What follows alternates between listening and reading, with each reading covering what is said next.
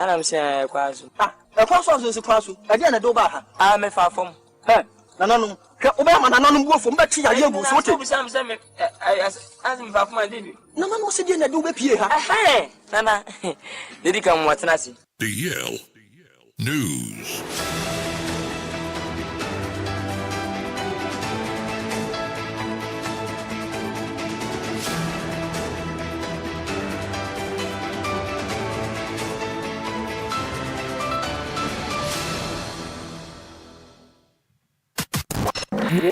It's official. DLFM 106.9. Yabamo akwaba afika sebono entremu enyin. Osofo no ene da o my Ghanaian hone ne ensem ano mekire energy minister. Eya John Ginapo wakasa kiremu sem. O my Ghana bebe yedu pa fa ya hone ne ensem mu de nyamianem no kure ni. Ehu behia pa se befifa ngo dwumadi awdo aye die se ekoto fango. Edugum fidiem ebo ma man Ghana nyinam kane ane de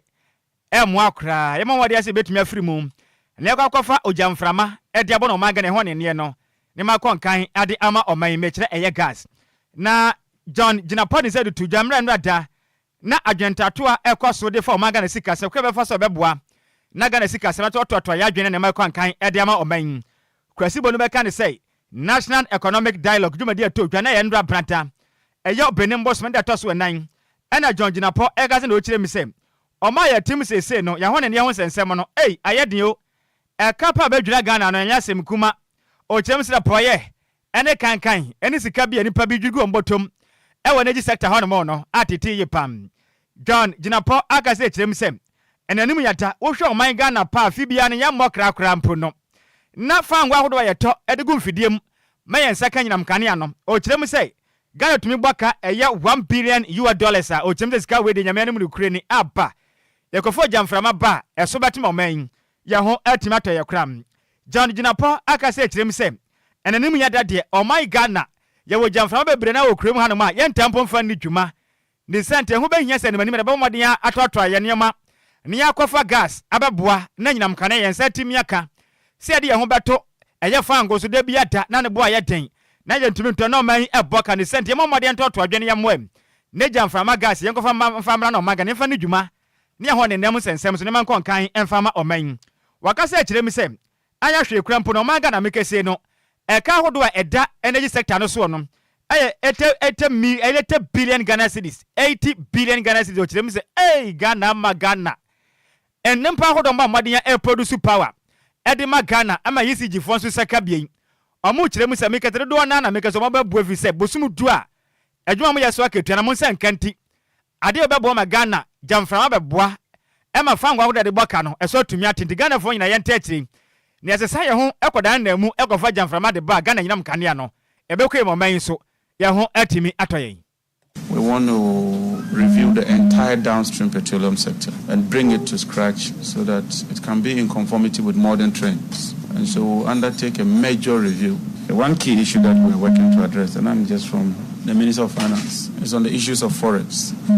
How can we ensure that we're able to address your forex challenges in a more transparent manner? We're also reviewing the gold for oil program, as we promised in our manifesto. 106.9. Eni a woti ya oswafo no ena hwe omangana ya hone ne ensem so ne den ade John Ginapo yento akase won so. Civil and local government staff of Ghana for the one in Kasia Pan at the Aquama by H.M. Sesha, no money a young Makwanchile for no ambedin como antom once and fan fast strike na or moyano. It's answer ya dear Musha strike na surge for so many that also do no. I want fame pim near do no match and no FIA appointment or more fire somewhere dumbo to son number registrar for bet and death a year register no muchem say idea or money and who ye cry. It's our news conference and no cost one crime premantem one a public relation officer edema a year close for a year Prince Latif a year or year kule edibetu jana say ya dear by na was edi in summer a year members no ekano say sunset strike or muye no ombeka say ya dear ye peseminkum nya sanso and amfasobia any so into your catcher ya association members ni say o the strike no omufembre awie ye na mom omo nkono omo nkoye omo dwuma sane ese na ya de omo ahu se strike no omo ye na nya de a omo nsa etimi kan ne omo pe no na mom ye authorities nso omo wo close akonom na ya de omo pese ahoade omo wo no omo didi dwuma sane ebe ya aje dwuma de omo pese omo ndi fem oman no nso ebetimi atu mponsan so na eba ye members ne so welfare omo pese bibia enkoso ye enfem awom na eba pension packages ne so a omo timi ye ne ebeboa obia e wo man ni mu no sa so na katahyehe ne proyen so no omo pese enfree ho. CLOSAC had declared strike since 24 February 2025. But according to strike no more declare no endimu. Now young aggrieved CLOSAC members, your fair press conference. Ye person headi two or my before him say nyoma bebre wo ho a ha CLOSAC union na strike no more declare no je enkan nyoma na ha ye no ho because press conference ya hold ye the normal bebre ya tudwa say nka ye paying for no or yasem fa omo hu pa nka nka sa nyoma no na wo sanka wo mu hwe na omo kan ho asemaye bakuni enhanced salary structure ye di bema civil servants any local government service staff but me say no ehia wo mu nti strike no na ehia wo mu pa nti ye fa ni say ye be press conference na che say ye di nisasem no bia tudwa na say nyama kanu bakuni enhanced salary structure na bakun so ni sika executive secretary akoye free CLOSAC account me aye 500,000 Ghana cedis ye one fa kwan papa so amfa yi sa ska no bakun no na omusa did that every month bia omu did that staff local government service any civil service staff bia tier 3 na tier 3 no me say voluntary and dey upa na oye wo penso awon ye but chinchina yampe for no more CLOSAC head office say national executive council say there be ye dem retwe mutan a on beti tier 3 no me kan ye dey asem no akọ court enyandi enye but yaka cho mu say sa deduction no omunyai na enim rakwan so na ye wo CLOSAC ye wo hotel bi so wo Cape Coast Pampase hotel ya jan ntie say executive secretary oni national executive council no aye kanana asisa hotel ni din akọ executive secretary ni din mu eni ene se CLOSAC bi wo bi ma na ke say hotel ni akoye executive secretary ni property na nsesem ne edoso ye wo retirees bebre ye wo ye head office so abu ye ejuma ye ni made a wo mu ye by this time ye wo ye retiree a o san kan wo fie na odi wo nananum edi agro by ye ni made o mu ye head office so nti ya ka che wo mu se wo mu amfree ho ye be ba be pam wo mu ho eni ya wuti ye eye Prince Latif Oyenkule on ye public relation officer edema eye CLOSAC for yen to akase abon so eni yen kopie mum ewo lawyer no ene gire mo de maka ne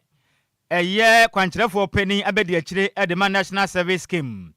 NSS ne den ede gifty owale mensam na okwankyerefo pani a ogire mo de ma gift owale mensam ne den ede nana Agyei bafo awua wakase akire mi sem eye madam gift owale mensam enya de a ena bifa moden ato ne nsade afan so mra na wonum enhwehwemu enfafa no dwumade odi ye no ehho kram nana Agyei bafo awua ekire mu sem onam na Ghana ha enipa bi kasa ana mu dwan wa man panifo asum sa gift owale mensam Ghana mfo panifo be che no ena before be che no asojafo be che no de tene no ya tata no sum sika bi a wawie na yatimi agye ana wo kire mu sa Ghana fo kasa papa o kire ma Ghana yantum na gifty owale mensam pim sam na yakase ya ensantwafo ya kana ensam aka na nkosi aga obi anto ne nsa emfa mfre no obi aso fansamankrata emehye ne nsam denti dede na hodo anam so Ghana so no eyehunu faso obi ani akire kram lawyer gaze akire msem enam se eye kwaku ohini jan aka ne former deputy executive director edema national service authority no wamo bade ton safa ne kopie mu o NIB form penifo aka chinti na mo nim se kia ne ken gifty owale mensan so waye den wombeche no na wo kire mu se eninti Ghana for do ne kasa woni gifty owale mensan wadwane watopia fajan wayifum okwa ne senti ye penechi akwanya kyerem ana wo kire mu se nya no kura nra dampo gifty owale mensan be pie mu Ghana kotoka international airport na wo yi akyea life ana wabone yasim ko pem samre obi ato sanfre no ntigana foi muntum na kura mami odwe na homia odi ne fufuo bi a wadwe no ne senti zanzan ma do ekoso no munya botre kwa na so afunya wake beka e kire Ghana for say munya botre ensem bi efa gift wale mensa no ko pie mu e na NI before mpanifu akache no akwa yi nsema no so wadi Ghana for sika na maje oni o man sika nso na fa ne ho akwa kodi enam sent Ghana for do na susun se na gift wale mensa gwadwa nanso no lawyer na den ade na Agyei bafo ahu akire mi se obi ato san friend gift wale mensa no onam kro no hanu a oginani oni obi ani twa kakra ne se mu nkire mu no enie. Respectfully, feel free to put a judgment on all that he has said. To the extent that he thinks that even their passports should be frozen, they should not be allowed to travel. What other conclusion do you want to come to? Why would he put such a conclusion or judgment on a person who has returned to Ghana on her own, right? He knows that such orders are made in respect of persons that are considered flight risk. Why would you, in the circumstance of these facts, consider her flight risk? Does he know that up until today, she had not been invited by BNI? DLFM 106.9. I am putting it on record. Gifty Owari, up until today, had not been invited by any security agency. I can furnish you with a letter we wrote for and on her behalf to the National Intelligence Bureau, informing them that she has not absconded as being made believe by some people. Both because following the arrest of Mr. Kwadwo Sammy, there were a lot of publications that the BNI is looking for and she had absconded. Subsequently, the president went to Parliament to make a similar allusion, even although her name was not mentioned. However, when it quacks like a duck and walks like a duck, then it's certainly a duck. Any awuti lawyer ni ojinamo edema kane kwanchirefo peni ebedi akire de man National Service Scheme ne den ede eye nana Agyei bafo ana ewu na wasan akire mu sei yan kan kire Ghana fo nyina de bepem samra ye kesei akane eye kwanchirefo peni ebedi akire de man National Service Scheme no gift wale mensa obi aton san frane so de samadi a shesha ketia humam ni zanti o mai munya no na naso Enquires de mu kire mu ene de asomui Yanto akase bone so na ya ade a ya manyosam sensem ekoso MPP amanyoko nim eno nam so me ya osai che mensa bonsu yi ni free akonya no so say ya majority leader Emma Alexander Afenyomakin ebe fa na akonya no etna so na we na ya former majority leader ene mrahye bedwani ede masoame ede nsemwe aba betu dwa na bro ne nsemtwofo etwetwe komo na oche se ya ade a nipa num bi ebe yi na sutre se ya ade a omampani aya na Agyei so oba be yi no ede free akunya no so na ye mrahye bedwafo be ye aduo watwe kra na ebeka che ne sonhwe ne husuye esansa ya de omampani aya na Agyei so akunya ne de obeyi no free so pe na bra eye omampani dada na na dodankwa kufuado efre ye emergency meeting ewa bra na mfimpi mienu ne aduonu na abato ne ebeba so ewa bra ye John Dramani Mahama ye omampani edi betu dwa se wafa eye her excellency the vice president se ono na eba be ye ne running mate no mo che se okwaye mfimfini mantam na se na se endi samanyoko no edi omanimu kwante oso mo bomodin no mo po obi obetimi ahye ho eye MPP fo ni mu kinasa ne ebe ya obetimi enya eye abatuo no obetimi adi nkunim ewo mfimfini mantam na abra ye nana opoku agiman ebe ye omampani running mate omusan so fa ye ato forcing so na ebe ye minority leader no ana mu hu se de bi eba mfimfini mantam ya ade a NDC amanyoko no ana edi omanim kwan ana ye omampani nana dodankwa kufuado ye omampani dada ehun se Afenyomakin ana ebetimi ehun se ne kwan obefa so a eye MPP amanyoko no ebetimi edi nkunim ewo mfimfini mantem especially say na AC kono say manhwe ya na msukra ma confusion ba fancy the situation senga ma step aside na enne yedi ngugu yi na ngugu no so enye light ngugu na say ne mekọ kan baby am say yes we be cry ko tumi o say o yedi ngugu no we de na ye finfinam citron me no mani hane na we say we de yes chance citron me nsa enti aho say me fa na say nka twuma me ntwimi bai na ngugu ya be ya ti menza bonzu fi so to resign na profudi me chi na nka ngugu ba ya nka okra nka me kra ye be site me say me kan ho bi na party din ene na me nka what you say the share situation and am say me ntwimi ho enti as to whether it made sense or not no let me leave it to posterity 106.9 Eni ya wuti ye eye former majority leader sanso no ye mrahye bedwani ede masoame eye che mensa bonsu na oche mu se on percent pipi amanyoko no ntem ebe titi no ana ofri akonya ne so yanto aka se bonse enko pie mo ewa pie mantemum na meka se no eye ward Resources Institute. Almost a Jumedia Biase, Ebeboa, Emo my Ghana, a Piemantem, LTV, a Fantoma Pa, Eddie Fra, a fire at Naye, and acquire Hodwa and Nipabi, Eddie Galam say, ascending Nada, and Afenso, in Swansuan and Sassi Pibias, a Bomadiamanes and Dedem, about my Ghana at Makoyanim, Ewan Puntum. Namperifonis were doing Yanesem. One more hearing we say, oh my Ghana, and be man who do be a maker say, and Nipabi de Frupe. Adifuma kudia tu ayetunu kwatikwanso ese yensase ene yenso betumi aboma de yasakire mu na boa yenso yatena ye no etimi akonkan ye pam ne mperifo padwuma de hontoma ewo chebi opiemantam na mla dwuma de ne ekoso mo pa hontoma ewo opiemantam na global eye director Edema World Resources Institute no eye Sean Dewett ene wo kire mi sem dwuma de na omudo mo de ahwa hunu se Ghana wo hwe yatena ye pa se oman ya kwaya hodo be nipa bi ese ne kwa Nensase awde bobo so ntokuro ye wia ye nkata so na maga na ye ku ye ho o kirem se ha dwemba papa ne senti ena okon mbahwe asa abo na Ghana nso ya kwa ya hodo a ye se nin na afi nso ya tena ya hodo a ye se na bomodin akatakata mu na so na abo amoman ya timi akoya nim bie pam opani ka na o kirem se ya tena na ye se na osunsu aso bona de bebe oman ni senti se panifo antena se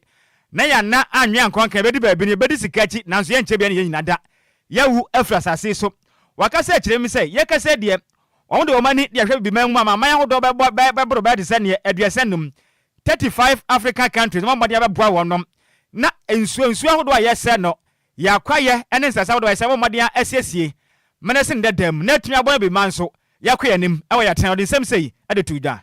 Restore Local is an initiative to accelerate this locally led restoration by empowering community groups and entrepreneurs to restore degraded land and build sustainable livelihoods. Restore Local has four main components. The first is to develop local capacity through training and mentorship. The second is to deploy innovative financing directly to support local restoration projects. The third is to strengthen policies to incentivize and fund restoration. And the fourth is to monitor and show the results by tracking the progress and the impact using cutting-edge monitoring tools on the ground and from the sky.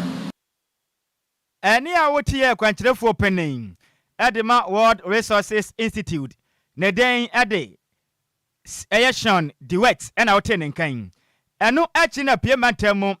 penipon no ena da oman Ghana ya policy commission no piemantam ne den ade Isaac Noble Sean ena o kire mi se ohwe ni musa na mompa empenifoto be boa pa ma ya tena ya ne ma konka visa nansen de ne ma nkoye kura ya kwaya hodo na nipa bi ese ne nyina tugalam se wom yensu nso edi pese no nsase nso mebunu se no ahwe ani mu se no motu ampani foto beboa ama kwaya hodo legal manners etu aguma mo se no eso etimetwa den sem sei edetudwa ewodwumadie no ase. The Eastern region has a total of 49 forest reserves with a total area of about 18,873 hectares. All these forest reserves are at various degrees of degradation due to attacks by self-seeking individuals who engage in illegal chainsawing, logging, illegal farming, and mining for gold illegally. The support, therefore, of all stakeholders in the conservation of this all-important state asset is very much welcome.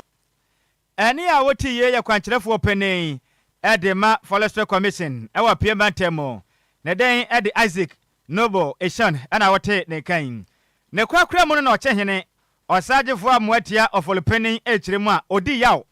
ne wira hopa every so ma yatim sese no enipa mu ade o na nase wakasa se ya sase hodo a yese no ye na tena ye akwaya hodo atwa ye ho ahia ne nsuansu anipa bi se na ka ye njai na na kirem se wakaka Ghana mebunu ya bo ye mfitaduku ene ye ntie ni senti de yakoso no ne wira hoye pa na de nsem se ede tuja odwumade na se. Our forebears they remembered and respected nature. We don't. We have come to acquire some disease, this deep-seated greed of accumulating material wealth more often with no regard to what we do to our society. I am worried. Aye, ne wura hopa wa press kram. Eni a wuti ye ayo chehene osagefo amuatia ofolupenin. Ana otene kaze o kire mi se, kwan hodo wa yafa so ase ya tena ye de anyame anim nukure ni. Ne wura hopa, emu kire mo ene de asumwe. Yanto akasiebo ne so na tememufo omo mansu tonto krom ene ye assembly member any unit committee members omo wo ye Amanse South district ene wa Santimantem ebomodin eye communal labor sane ebe ya eye omo kwan a aye se pepa ye nipa dodo na ahre omo kra ede free mu no ombomodin SCC no omo stress aban embra no meta omo chi sane ebe ye kwan no omo betimi SCC na bra omo ne eye DL news reporter ye ofowibu aten etwetwe nkomo na unit committee chairman eye Mr. Kwabena Enyonyam and dodo na afre no konfo kwade edi tudwa na ochese ya dia omadofo bebre na no mahwe esansa akwan ni nti ekwan ne de enye kura na homu ye papa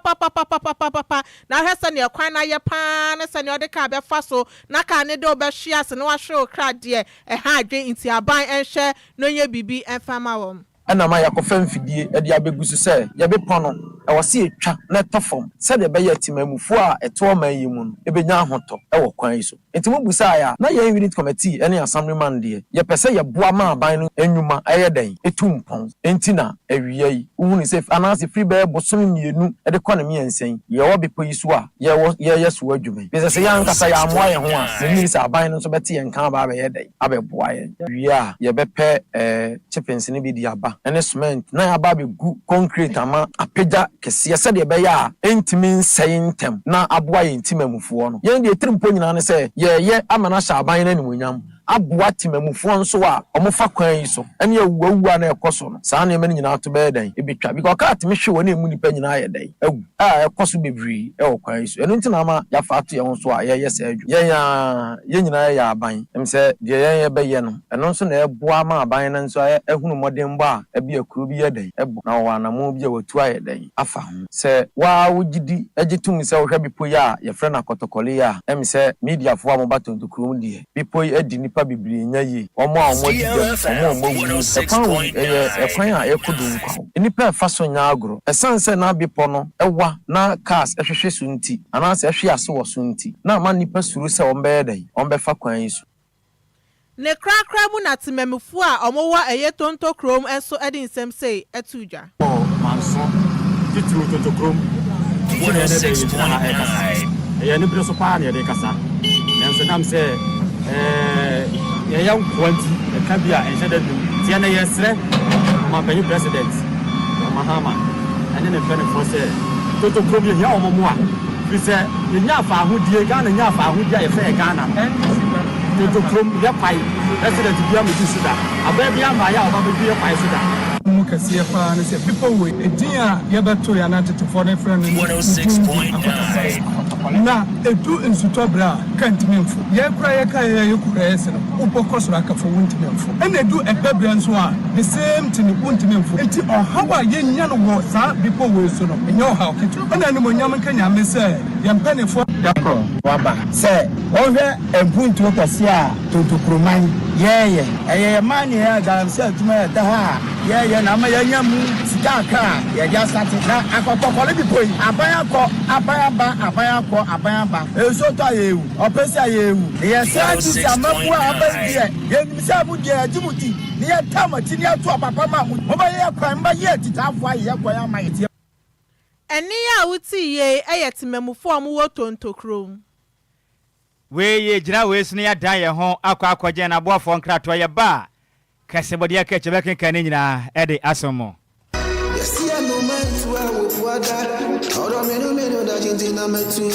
Makwantu ohunsam eye medadwen nanso meyensam tro nenti menya adaje ye hwehwemu ekohu Sunday Sam's consult na wonom nti ende metimi ba menya brani adaje ekenkan ye eye investigations about womo ana mehu se wo apply for visa assistance a enfeli efri se wonom ewo track records madansi die nie mamini ntreo Sunday Sam's consult edi Britia webi ebeje wo visa amount say we call United Kingdom, Canada, Dubai, Poland, Croatia, Nafe Kradia, Serbia, any Greece in so abeka ho work permit etchere. Ma menchira wo mo etchere kwan. Sunday Sam's consult ewo Ofanko barrier, Asofan, our Bay Wise Park Hotel, ewo Asofan New Station honomo. Phone number 0244 291546. Email address nso samuelowusu626@gmail.com. Yeti ehudi enti, we connect dreams with opportunities. Emanenye wadwendwen, frɛ wonom na nso bedi adanse empo ase de media Yamo akwaba afiye mwura mwe ewa ni jidi akase obnansa na no tiewe me ba sesia Sania ma unye ya fosi do sonfano Eniema sorry tia me no dada eye pipa Amania to minti wasimini nkwaje bi wo wunyame mu yefunu kakra emu atonti obi sasesta no ni nyame no wohini Mia dia minim sedi na hiera me boafo no dadi man central ni rerefo se ampara wo ye meradi obejie dia jisema wo wan obejie dia jise juma na yeye obejie dia jise misika sama tuto ye eradi nyame anka mia dia minim se echasa da na 106.9 Mansa trani rirefo ewuse ampara uye enti woti aha wotinyum we ya na wahunu bia ya drum eni gisem kase bo ene yewura men na mama Esther otoja bedwom ena ode zbatija e kiremu sei ansa na obabewura anyumutuom so obetonya manyum no mpo na wadwumade bia ode ne yebisense mama Esther dwumade be pa na wudi anti ena opese oka ho ase na okirem so Ghana for munya botre boko edikan no ye obi a ayefro siesie panka nche bia sikepe be wale obesiesie ne mu kama abonihire ema ne ho ayefema ne kru di na ginani sam eviziko vitela enche bi obeware obesiesie ne ho kama pafa siesie de no de hu dwuma ye pam ne se bisa ne se na mama Esther eno ko na aka no so nya botre me yini makoma ba ana wo kire mi se Ghana fo nso a mo motena se na mo kondo se mbewo no so nyame ya adom na mukum ho na muwu nso a na dwuma Adwuma bafie ene me se mama na we de pese o so munya abotre me de dafunu pa o kire mu a wodi hye bi to na so po betume sese ne ho aye fa pa ma ho huza ye ze funu de akono de a fani nyina kwada me master eviza ne nsa no bopam o kire ma fiti ma fa anyum to esi na ne suyi efunu de da onyaye ayerefo aso sese ne dwumade bi a ya ponto ase sese no onyaye nti Ghana fo mu nyina mu efunu na kwefunu sese de ye ho ade pa ne sende Ghana fo a musumu nim se Modisha bi bewu anasa wo kondo sa wote ho ana wankasa sabe wakofo ho bi de ato ho so utumi sa omre nsu so be ye de na mel na so wo prese wo komodo so be ye ntem na saba mo wo beku a bomode anabra na one da wo na mwo na wo so ade hye no wo man ni ntumenye evizefunde dade ne mode mbokọ ani ye pa mama isa de nsem sei ade to nsentrofo anim me ye ni nyina den ba tadwuma bi ana me ye bia me nyae ni sesi ayefro yankopon to ne nsafro na wa wo for su nsu a eno nsi e bede da o kama ne abebo live band na 106.9 ono na for so a wo obo esikidi ni ani de wono ni so for so wono na wo say Bible say ye fa ye dadwene ye ha wo nyina nto awurade so ye dwuna ye ntimi mfa basafa ewiase a ye wo mu atete ne bre no edorso so wa hwe ya o pressure be kosro na wewu enu nyame na afro wa obi kure ye yie no ya wo ya no ade no so ye kan free akira obi timi di first ye di free obi so timi di first na ye bi ye fiti so ya no adwade a no say o pressure kosro no wu a wa for so no ma cho wo ti ase go ba bia wo tie no wo be dru ba bi no obi stress ka wo timi yu bag mu bi sa na be dru ba bi no obi so abro san twa to na wo shamedo wo mpe na de all as so nyele enti sa wo for so ne sa na wi na bi so afọ be hwehwe me a e be wa be ye wo kama se mi nya nwiye de me me de dade wadi kan wu no na me so da cha me wi no bi so ade da me se o sa fo nsa no enti e no nso ye ye pa cho ti ase ene ma na do so aro ba so me di nsa 106.9 ya lo possible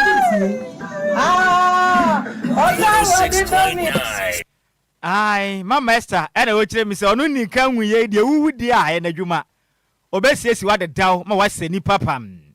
mama Esther ena wote ni kan sika Kwadwo enti wo ma me akasa nyame ya adom na se onu awu na di kan akode age efre no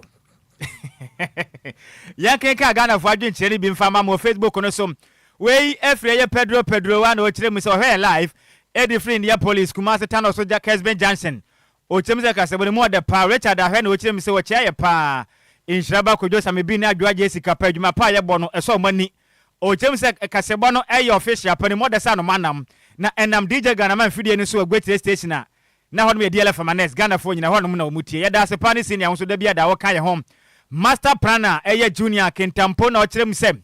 hey why is President Mahama and his NDC still complaining about former President Nana Dankwa government okyerem se ha adwen ye pa ne send Ghana photo wa momode anya adwuma na munya se mo kasa kasa yate Kofi Parliament kyerem so wura Mahama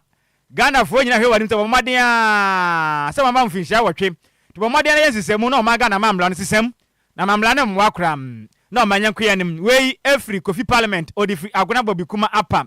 yada se Nana Kwame Opasco Newman ochire so hwe live we di free nsawom government hospital